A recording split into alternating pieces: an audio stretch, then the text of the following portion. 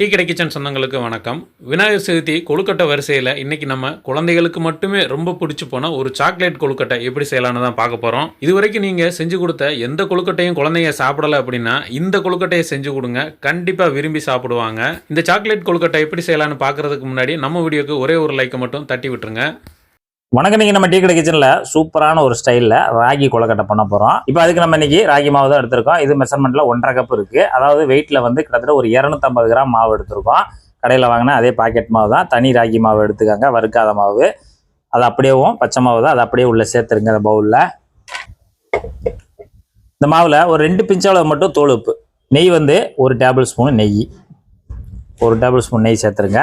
இந்த இடத்துல 1 டீஸ்பூனு தேன், 1 டீஸ்பூன் தேன் சேர்த்துக்கோங்க. இந்த மாதிரி சேர்த்து பண்ணும்போது நமக்கு அந்த கொழுக்கட்டை, ராகி கொழுக்கட்டையை அந்த வெறுமனை சாப்பிடவே நல்லா அருமையாக இருக்கும். இப்போ நம்ம இதெல்லாத்தையும் பிசைஞ்சிக்கிடலாம். நல்லா பிசைஞ்சிக்கோங்க ஒரு தடவை. இந்த நெய், அந்த தேன் எல்லாம் அந்த மாவில் போடுற மாதிரி நல்லா இந்த மாதிரி நசுக்கி விட்டு பிசைஞ்சிக்கோங்க. இப்போ நெய்யும் தேனும் சேர்த்துட்டு நல்லா இந்த மாதிரி பிசைஞ்சோம்னா நல்லா இந்த மாதிரி கெட்டியாக கிடைக்கும். இந்த மாதிரி கெட்டியாக கிடைக்கும். இப்போ நம்ம இதில் தண்ணி ஊற்றி பிசையணும். தண்ணி இன்றைக்கி வந்து இப்போ நம்ம இதில் வந்து சுடு தண்ணி தான் ஊற்றி பிசைய போகிறோம். தண்ணி ஒரு 200லேருந்து ஒரு 1/4 லிட்டருக்கு போல் நீங்கள் சுட வச்சு வச்சுக்கோங்க. நல்லா சுட வச்ச தண்ணியை கொஞ்சம் கொஞ்சமாக இதில் தேவை தக்கன நம்ம சேர்க்கணும், எல்லாத்தையும் சேர்க்க வேண்டாம். இப்போ நான் ஒரு 100 ml கிட்ட சேர்த்துருக்கேன். சேர்த்துட்டு ஒரு ஸ்பூனு இல்லைன்னா சும்மா சூடு பொறுப்பீங்க அப்படின்னா இந்த மாதிரி கைட்டை கூட நீங்கள் கலந்து விட்டுக்கோங்க. தண்ணியோட அளவு வந்து ரொம்ப குறைச்சி ஊற்றிக்கோங்க. பிசையும் போது ரொம்பையும் நெழுன்னு தண்ணி ஆயிடக்கூடாது. இப்போ நம்ம மாவு வந்து கொஞ்சம் கொஞ்சமாக தண்ணி சேர்த்து பிசைஞ்சாச்சு. நமக்கு கிட்டத்தட்ட ஒரு 150 ml தண்ணி தேவைப்பட்டிருக்கு. நல்லா பிசைஞ்சு இந்த மாதிரி உருட்டி எடுத்துருங்க. இந்த மாதிரி இருக்கணும், நமக்கு விரல் வச்சா நல்லா பதிகிற மாதிரி இருக்கணும். இப்போ இந்த மாவை வந்து உருட்டிட்டு கொஞ்சமாக நெய் இல்லைன்னா எண்ணெய் இல்லைன்னா சும்மா ஒரு காட்டன் துணியை நனைச்சிட்டு மேலே போட்டு நல்லா மூடி வச்சுருங்க. இப்போ நம்ம கொழுக்கட்டை பண்ணுறதுக்கு இன்றைக்கி நம்ம மோல்டில் தான் பண்ண போகிறோம். இந்த மாதிரி மோல்டு நல்லா ஒரு கூம்பு மோல்டில் தான் பண்ண போகிறோம். நீங்கள் உங்கள் வீட்டில் எது இருக்கோ கூம்பு மோல்டு இல்லைன்னா வேறு ஏதாவது இருந்துச்சுன்னா கூட நீங்கள் அதில் பண்ணிக்கிறலாம். இப்போ இந்த மோல்டில் வந்து இது கொஞ்சம் நமக்கு பெருசாக இருக்கிறதுனால நம்ம இப்படியே மாவை எடுத்து உள்ளே செலுத்திடலாம். இப்போ நம்ம தேவையான அளவு நல்லா வச்சு எல்லா பக்கத்துலேயும் நல்லா இப்படி ஒரு குழி போல் பண்ணிடுங்க.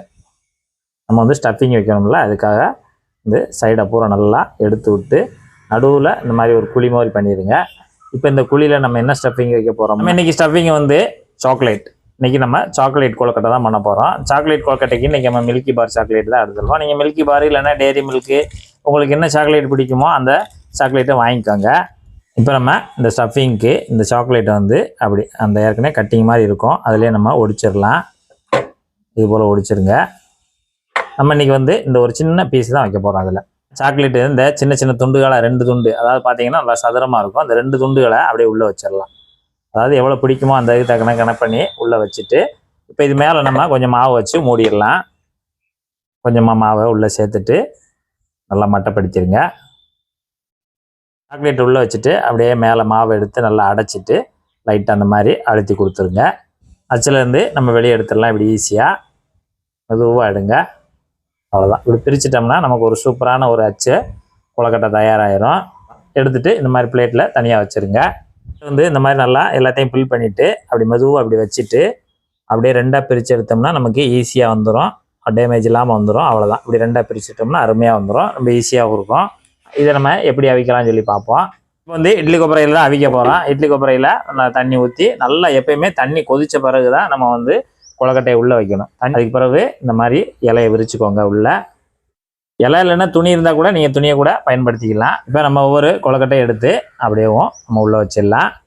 அந்த குழியில் பார்த்து வைங்க.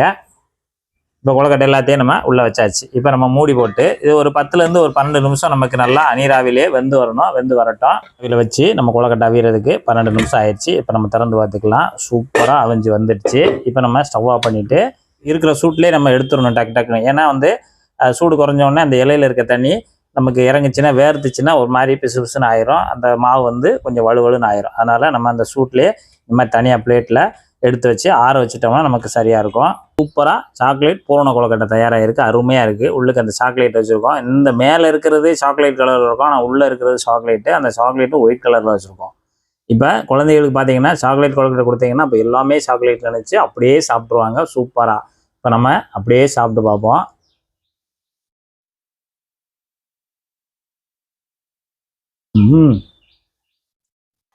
வா, செம்மத்தியாக இருக்குது டேஸ்ட்டு. இந்த வாட்டி நீங்கள் கொழுக்கட்டை செய்யணும்னு நினச்சிங்கன்னா இதே மாதிரி ஒரு சாக்லேட் கொழுக்கட்டை செஞ்சு சூப்பராக செய்து சாப்பிட்டு பார்த்துட்டு எப்படி வந்தன்றதை கமெண்டில் சொல்லுங்கள். நன்றி, வணக்கம்.